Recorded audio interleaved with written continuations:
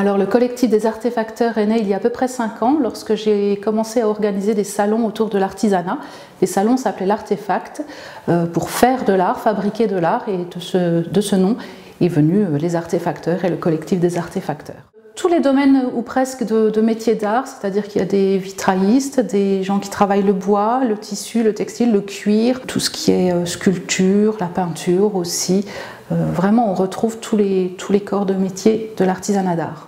L'intérêt pour le collectif des artefacteurs d'être présent sur un salon comme le salon de l'habitation de la décoration, c'est d'être dans un parc des expos, de profiter de la visibilité et de l'attractivité qu'un tel salon va nous apporter aussi. Donc il y aura aussi des artistes qui vont exposer à nos côtés. Ça va être tout un ensemble relié à la décoration, à l'artisanat d'art.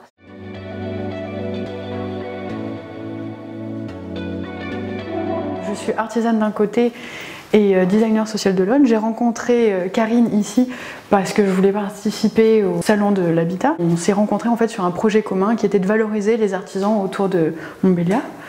On en a profité pour répondre ensemble à un appel à initiative de PMA. De mon parcours, je suis autodidacte en fait en linogravure, je fais de l'impression sur tissu ou affiches, etc.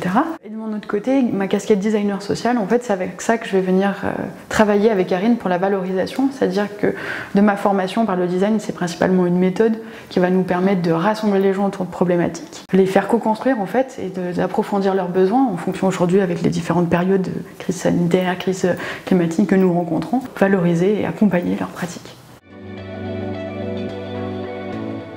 Je travaille dans l'atelier Sillon du Bois.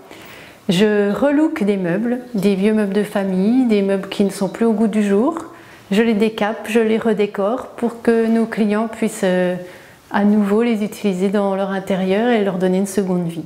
J'ai trouvé intéressant l'idée d'être en réseau avec d'autres professionnels ou d'autres artisans, des associations qui ont des activités complémentaires avec lesquelles on peut s'entraider et avoir des synergies, communiquer ensemble.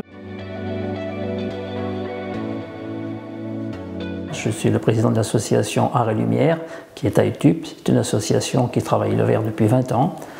Nous réalisons des vitraux au plomb comme dans le temps. Nous faisons aussi du Tiffany, du fusing, du thermoformage et même de la grisaille et des émaux.